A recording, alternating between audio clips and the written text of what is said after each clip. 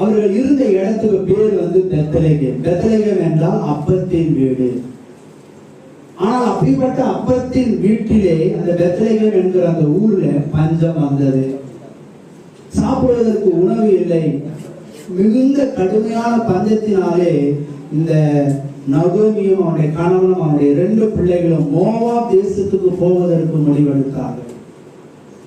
தேவனுடைய அப்பத்தின் வீடாகிய வீட்டை விட்டுட்டு வேறு இடத்துக்கு போக அவர்கள் முடிவெடுத்து தேவனுடைய வார்த்தையை நம்பாமல், தேவனுடைய வசனத்தின் மேல நம்பிக்கை வச்சிடாமல், சூழ்நிலைகளை பார்த்து இங்க வாழ தகுதியா இல்ல, ஆகவே சூழ்நிலை சரியா இருக்கிற இடத்துக்கு போயிடலாம்னு சொல்லி இவங்க எடுத்த தவறான முடிவுதான் அவருடைய கணவனையும் அவருடைய பிள்ளைகளையும் இழந்து வரும்பொழுது, போகும்போது மகிழ்ச்சியா போனவங்க திரும்பி வரும்பொழுது எல்லாவற்றையும் இழந்தவளாய் கண்ணீரோடு நகோமி வந்தார்.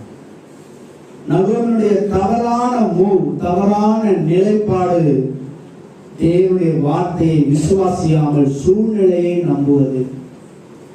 நிறைய பேருடைய வாழ்க்கையில சூழ்நிலையை நம்பி நாம் எடுக்கிற தவறான முடிவுகள் நமக்கு நல்லது அல்ல. இன்னைக்கு ஒருவேளை என் சூழ்நிலை எனக்கு எதிராக இருக்கலாம், ஒருவேளை இன்றைய சூழ்நிலை எனக்கு பஞ்சமா இருக்கலாம், வறுமையா இருக்கலாம், பசியா இருக்கலாம், நிந்தை அவமானங்களா இருக்கலாம். ஆனால் என் நம்பிக்கை நான் அவர் வார்த்தை மேலதான் வைக்கணும்.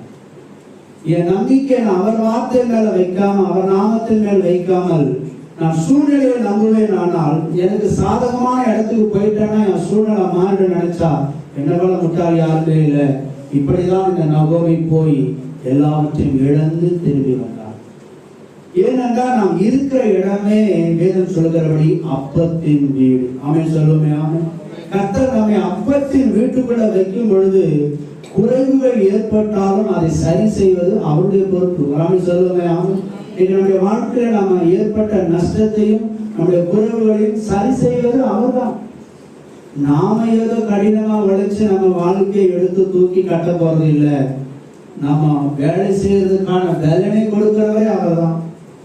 எல்லாம் அவர் கருத்துல தான் இருக்குது. ஆகவே நாம் எதையும் செய்து விட முடியாது. நாம் அவர் வார்த்தையை நம்பி இருப்போம். ஆனால் சூழ்நிலையை நம்பாமல், சூழ்நிலைகள் எதிராக இருந்தாலும் அவர் வார்த்தைக்கு கீழ்ப்படிந்த இந்த கடினமான சூழ்நிலை மத்தியிலும் நாம நம்புறப்பா, வார்த்தையை நம்புறப்பான்னு சொன்னா அந்த கடினமான நிலையை மாற்றி அப்பத்தின் வீடாகி ஆசீர்வாதத்தை கர்த்தர் நமக்கு தருவார். கடவுள் தேவனை மகிமைப்படுத்துவோம். அல்லேலூயா.